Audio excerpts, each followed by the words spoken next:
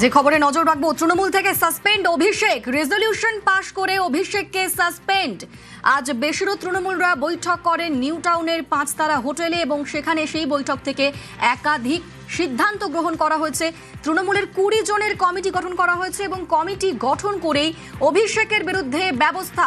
আমাদের সঙ্গে এই মুহূর্তে সরাসরি আবির প্রতিনিধি রয়েছেন, আবিরের সঙ্গে কথা বলবো। আবির, আজকে বেসরকারি তৃণমূলরা বৈঠক করলো এবং তারপর তাৎপর্যপূর্ণভাবে অভিষেক বন্দ্যোপাধ্যায়কে সাসপেন্ড করা হলো তৃণমূল থেকে। প্রথমত হচ্ছে যে কালীঘাটপন্থী তৃণমূল কংগ্রেসকে সম্পূর্ণভাবে তারা বুঝে ফেলতে চায় এবং তাদের বক্তব্য যে ওই তৃণমূল কংগ্রেস আসল তৃণমূল কংগ্রেস নয়।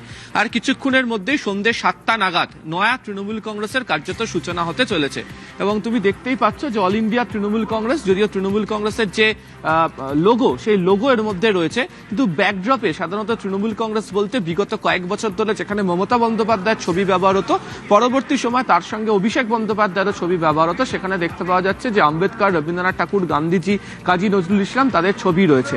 এবং আজকে শুধুমাত্র যে সমস্ত বিদ্রোহী বিধায়করা যারা গত কয়েকদিন ধরে রাজ্য বিধানসভাতে ঋতব্রত বন্দ্যোপাধ্যায়, সন্দীপন শাহদের ক্যাম্পে যোগ দিয়েছিলেন তারা শুধুমাত্র নয়, যারা এর আগেও যারা বিধায়ক ছিলেন অর্থাৎ প্রাক্তন বিধায়করা যারা, তারা ওই ক্যাম্পে এসে যোগ দিতে শুরু করেছেন।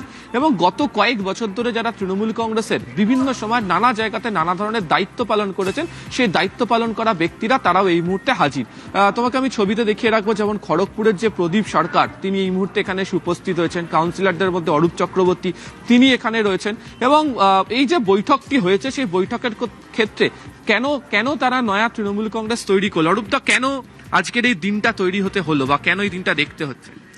জাতীয় কর্মসমিতি তৈরি হয়েছেন, ঘোষণা হয়েছেন, পূর্ণাঙ্গ পর্যালোচনার পরে জাতীয় কর্মসমিতির যারা রয়েছেন দায়িত্বে তারা পুরো বিষয়টা বিস্তারিতভাবে ব্যাখ্যা করবে। কিন্তু এখানে দেখা যাচ্ছে অল ইন্ডিয়া তৃণমূল কংগ্রেস লেখা, লোগোও রয়েছে, কিন্তু কোথাও মমতা বন্দ্যোপাধ্যায়ের ছবি নেই।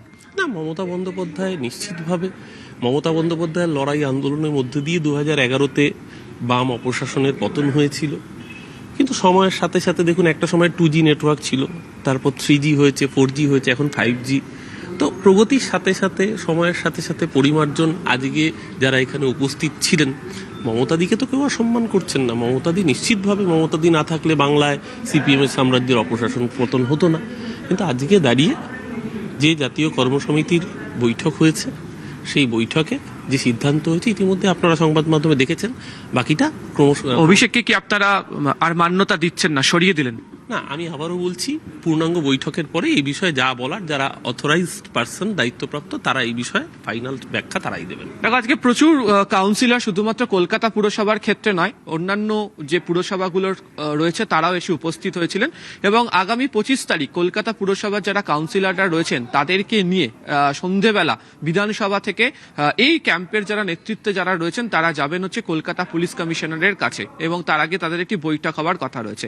এছাড়া বিপ্লব মিত্র তাকে দায়িত্ব দেওয়া হয়েছে, অরূপ বিশ্বাস তাকে দায়িত্ব দেওয়া হয়েছে, অরূপ রায় তো সর্বভারতীয় ক্ষেত্রে তিনি এখানে দায়িত্ব পেয়েছেন। এছাড়া ফিরাদ হাকিম, রথিন ঘোষ, জাভেদ খান, সাবিনা ইয়াসমিন, সন্দীপন শাহ, প্রসূন বন্দ্যোপাধ্যায় তারাও একাধিক দায়িত্ব পেয়েছেন। কিছুক্ষণের মধ্যে যে পূর্ণাঙ্গ কমিটি যার কথা আমরা বলছি, তাতে যারা কমিটিতে রয়েছেন তারা ঠিক কি দায়িত্ব পালন করবেন তা ঘোষণা হতেও চলেছে।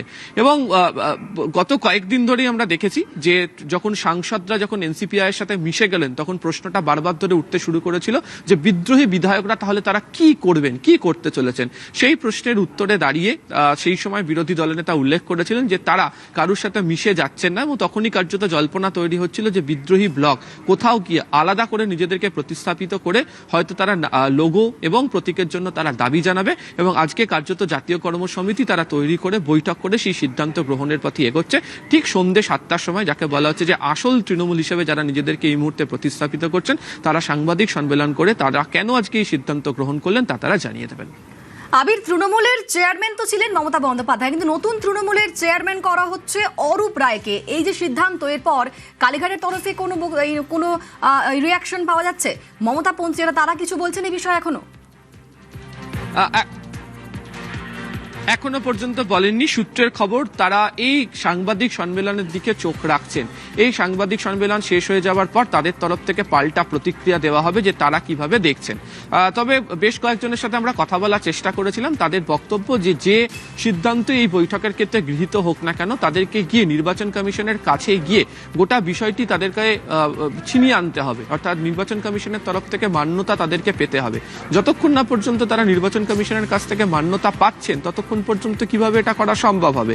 ফলে আজকের এই যে স্পেশাল সেশন ডেকে জাতীয় কর্মসমিতি ঋতব্রত বন্দ্যোপাধ্যায়দের তৈরি করা এবং তার ভিত্তিতে তারা যে কমিটি তৈরি করেছেন, একাধিক নেতাদেরকে দায়িত্ব দিয়েছেন, তারা এবার পরবর্তী কর্মসূচি স্থির করবেন এবং সূত্রের খবর তারাও প্রত্যেকে যাবেন হচ্ছে নির্বাচন কমিশনের কাছে। খুব শীঘ্রই এখান থেকে একটি প্রতিনিধি দলে দিল্লি যাওয়ার কথা রয়েছে এবং তারা গিয়ে এই বিষয়ে সিদ্ধান্ত গ্রহণ করবে।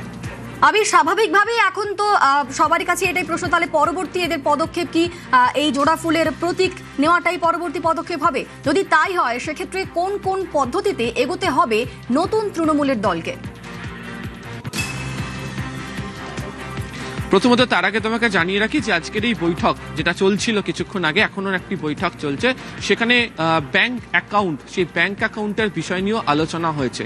তুমি জানো যে এই ব্লকে থাকা যারা বিধায়করা রয়েছেন তাদের তরফ থেকেও যে ব্যাংক অ্যাকাউন্ট তৃণমূল কংগ্রেসের ছিল 3টি, সেই ব্যাংক অ্যাকাউন্টে দুর্নীতির টাকা ঢুকেছে কিনা তদন্তের দাবি নিয়ে তারা যান এবং সেই বিষয় নিয়ে তদন্ত প্রক্রিয়ার জন্য সেই ব্যাংক অ্যাকাউন্টগুলো ডেবিট ফ্রিজও হয়ে গেছে।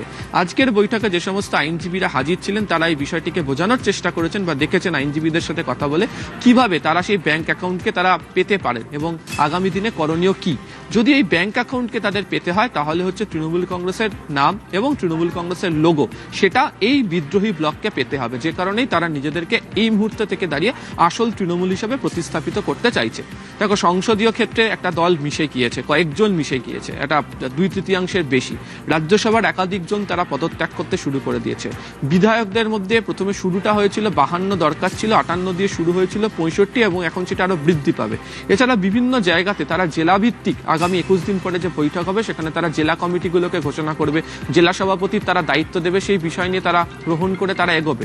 ফলে এই প্রক্রিয়াটা যতক্ষণ পর্যন্ত এগিয়ে যাবে তার মধ্যে তারাও নির্বাচন কমিশনের কাছে সম্ভবত আবেদন করতে চলেছেন এবং নাম এবং প্রতীক তারা আসল তৃণমূল হিসেবে দাবি করবে। সেটা যদি পেয়ে যায় তাহলে তারা ব্যাংক অ্যাকাউন্টও পেয়ে যাবে। তো আজকে যে তারা এই কমিটি তৈরি করছে সেই কমিটিকে এরপর তাদেরকে পাঠাতে হবে হচ্ছে ন্যাশনাল ওয়ার্কিং কমিটিকে নির্বাচন কমিশনের কাছে এবং সেখান থেকে মান্যতা আসার পরই তারা পরবর্তী পদক্ষেপ দেবে নাম এবং প্রতীক কিভাবে তারা পাবে। বেশ, নজর থাক। ধন্যবাদ আবির।